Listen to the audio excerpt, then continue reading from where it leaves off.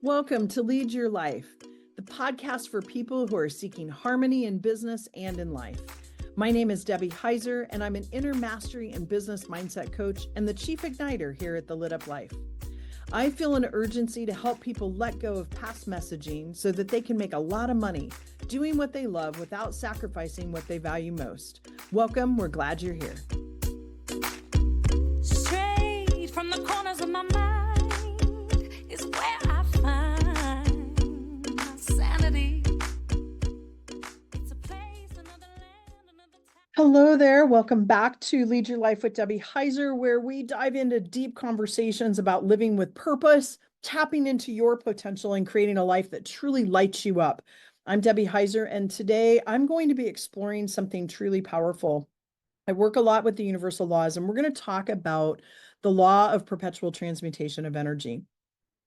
And this is a universal principle, that can completely transform how you approach your life, your goals, and your inner growth. Because really what this says is that the substance can never be destroyed, that it's just transmuted. So if you think about the metaphysical as this area where your thoughts and ideas come from, and then we put it into form, that's this transmutation of energy. Before, you may have listened to one prior to this where I talk about this like water as an example. It's not exact, but as an example, water changes into steam, it changes into ice, it changes into water itself. So it can be changed, and this energy can never be destroyed. And it is constantly shifting. So just like water, it goes back and forth from physical to metaphysical and back and forth. And so it's really a progressive creation. And the really cool part about this is that includes you. It includes me. We are part of this creative energy, and we're constantly evolving and shaping or co-creating our lives. So today I want to show you and talk to you about how this law applies to your everyday experience, and how your mind and your heart and your soul and your body are all interconnected, and how we can use this to understand and have a deeper understanding of ourselves in order to manifest this life that we want.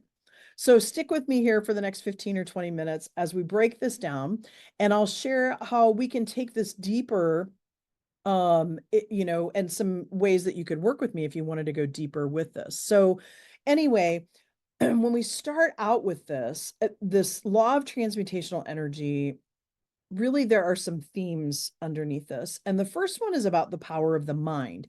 And if you think about the mind, right, it's infinite, it's expansive, it's incredibly powerful. And I'm not talking about the brain.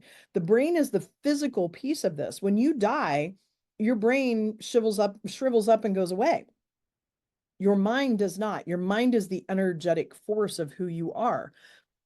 So when I talk about the mind, it's not just this idea of thinking positive thoughts or having goals. It's really about recognizing that the mind is the essence, right? Just that essence of who we are, and that our thoughts shape our reality. And there's no exception to this.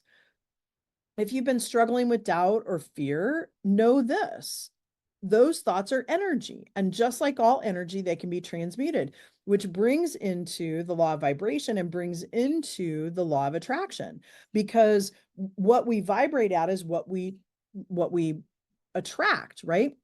So we have a power, though, and we're super powerful beings because we can change our thoughts, which then ultimately changes the outcome. And this kind of brings into also the law of cause and effect.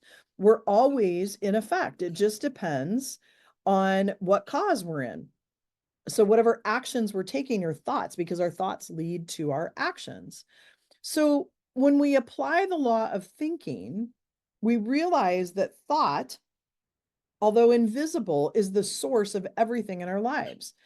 And the conditions you're experiencing right now, whether they're joyful or challenging, those stem from thoughts that we've held. And we are taught certain things. So when we think about the conscious and unconscious brain, when we're born, we are born with no beliefs. And we are taught belief systems throughout our life. Human development says 0 to 7, right, is where you learn all of these beliefs. And so when you think about that, those beliefs then create, like, the thoughts and the beliefs are so like just intertwined with each other. And then what happens too is, because of the conscious brain and the unconscious brain, there are times that we have a belief or a thought and we are moving in that direction. However, we don't trust ourselves. We've been taught not to trust ourselves, not to trust our intuition. So this also holds true in this law of attraction, where we can attract things to us that we want, and we can attract things to us that we don't want. And a lot of times it's subconscious. We don't even realize why, which is the importance of having a coach or a mastermind around you. So I want you to think about this.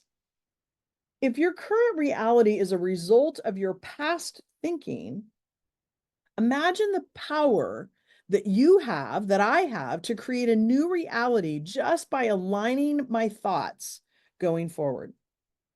And this is why mindset work is so critical to coaching. It's so critical to life, because when we are aligned in our thinking, and this alignment is an alignment with not only our thinking, but our heart is a part of that.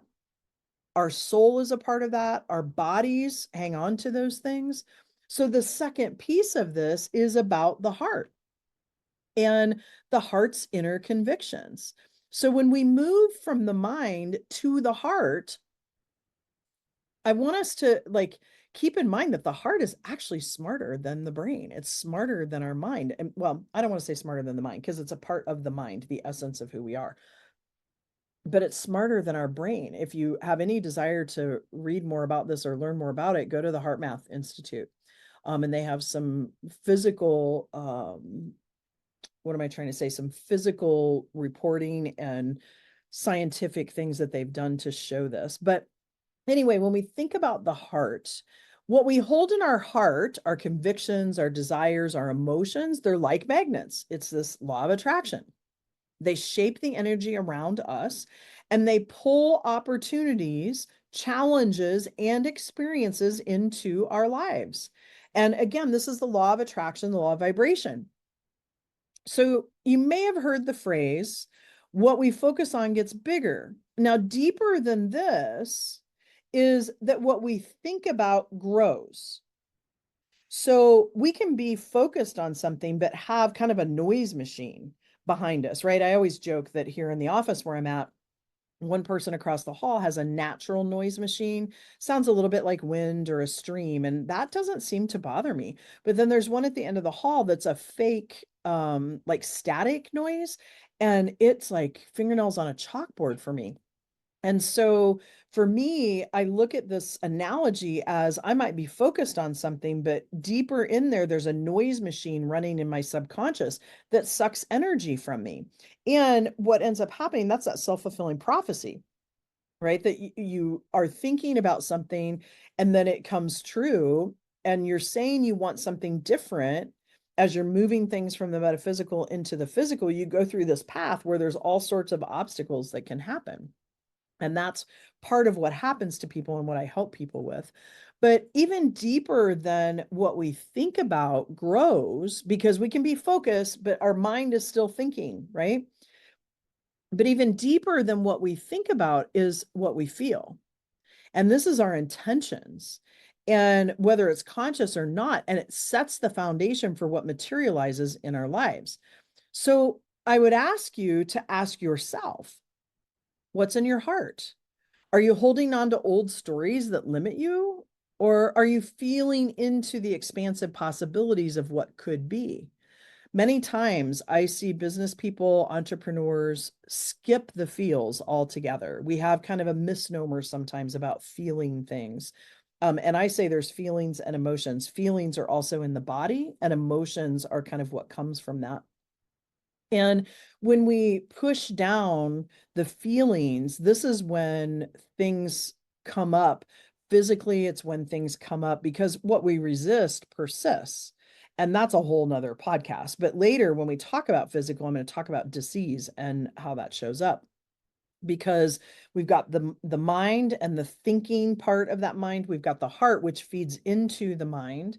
And so keeping in mind to feel the feels. And, it's taken me a long time to realize that feeling feelings, good ones and ones that, I don't even want to use good and bad, but those feelings that are joyful, peaceful, and those feelings of loss or disappointment, that it's good to feel those. Because again, what happens is when you don't feel them, this is when you eat too much, you drink more than you want to, because you're trying to numb that feeling.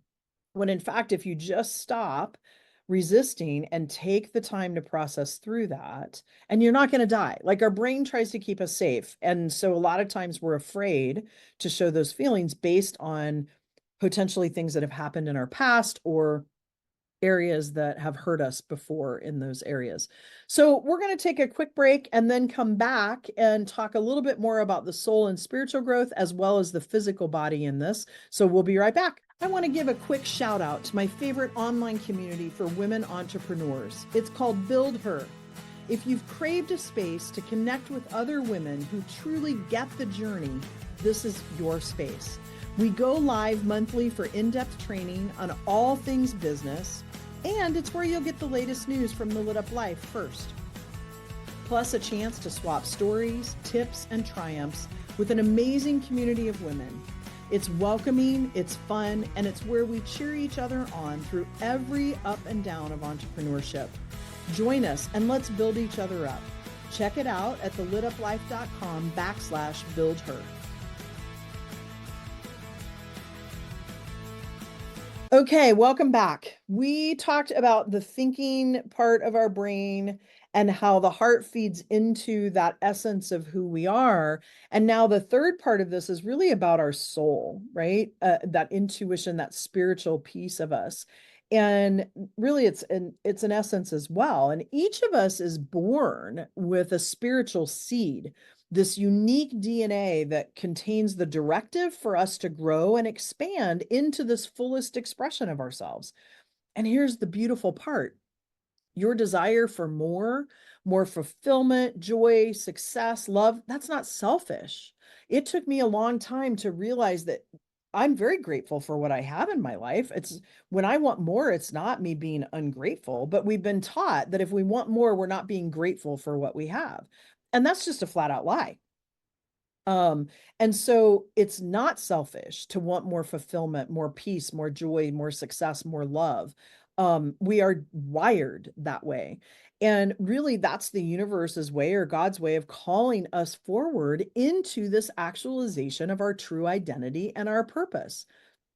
So think of these desires as a part of this law of perpetual transmutation, meaning that what you desire, this metaphysical, is meant to become form. But we have to nurture that spiritual DNA by staying aligned with what's calling us. We have to be in alignment. We have to be authentic. When we're not in alignment, that's where chaos and confusion occurs. And I always used to laugh at the Pace Picante commercial, because it talked about a burr under your saddle. That's when we get this burr under our saddle and it just doesn't feel right. There's something off. So I love diving deeply into this work with my clients to help them really uncover the deep held desires.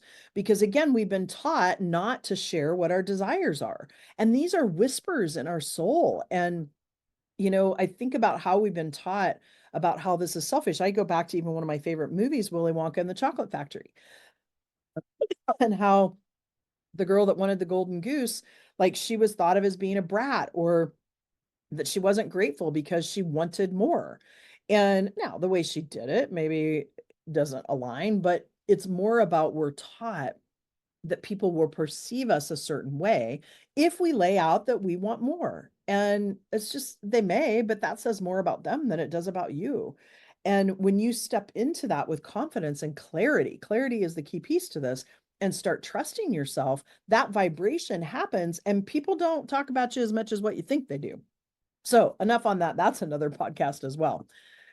Now, the fourth part of this is really about the physical body.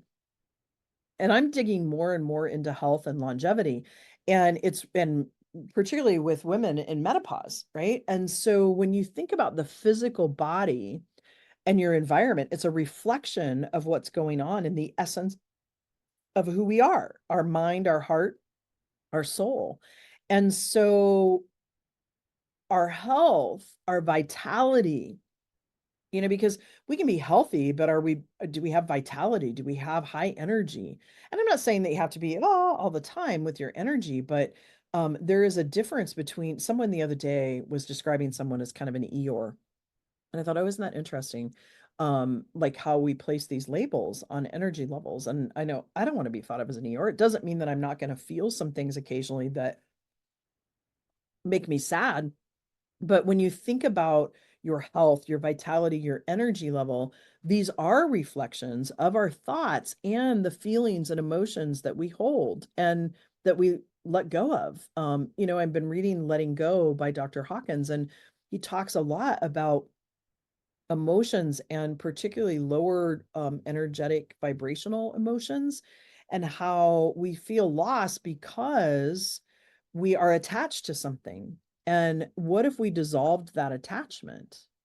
So I'll just throw that out there. There'll be more to come as I read more of this. But when we think about how our health, our vitality, our energy levels, and our physical bodies are a reflection of these thoughts and emotions, it shows up in the physical body as disease, because when a body is in dis-ease, it creates disease.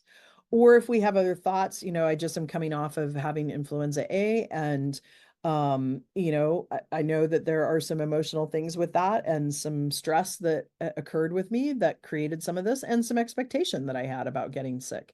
And so when you think about that, though, it's about letting go of those emotions, trying to get out of that. And I'll share a very personal story.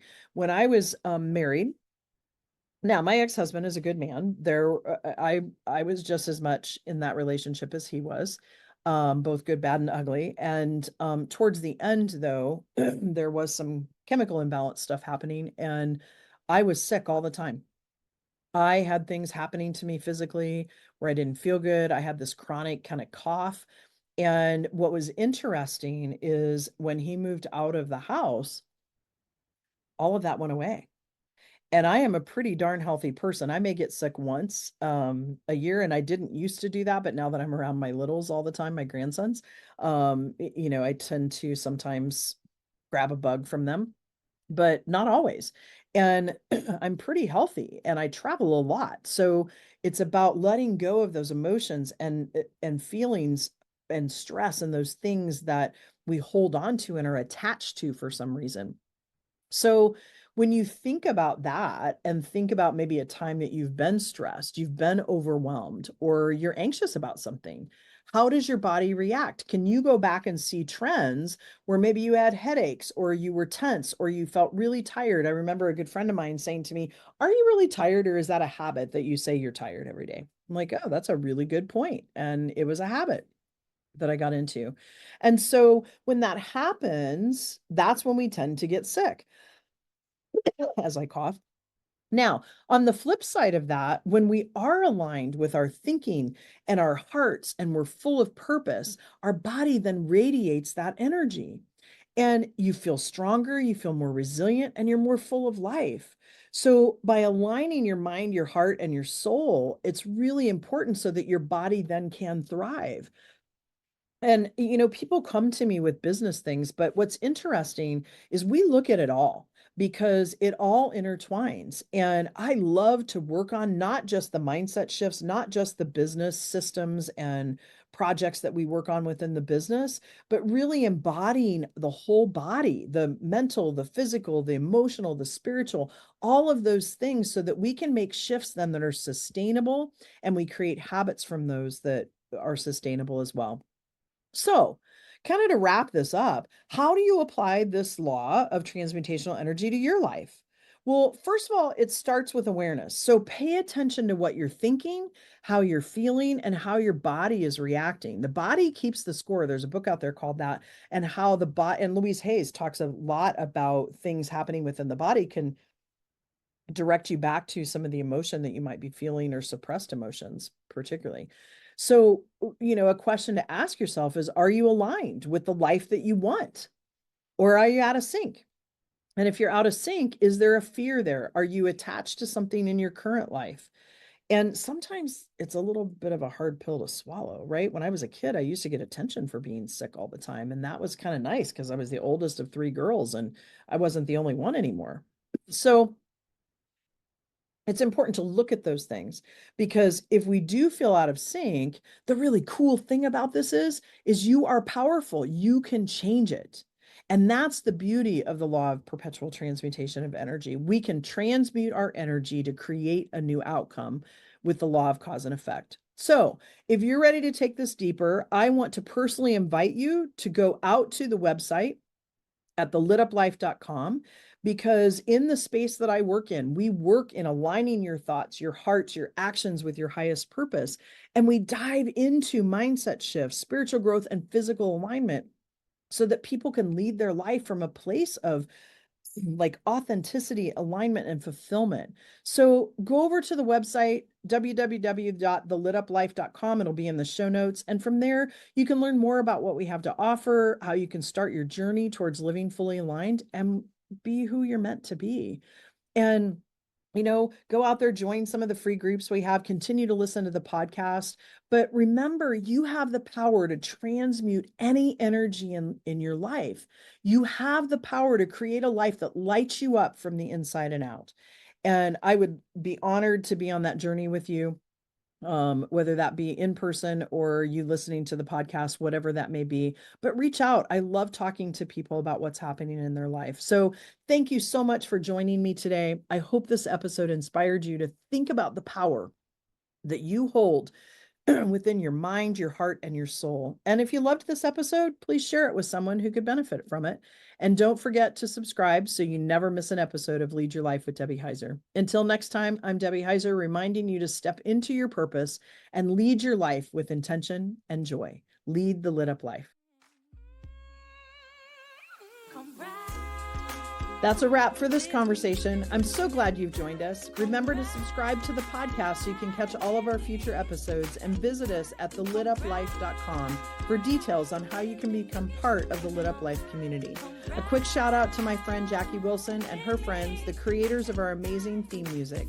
Thanks so much for allowing us to share this perfect song with our listeners. Looking forward to having you listen in to our next episode.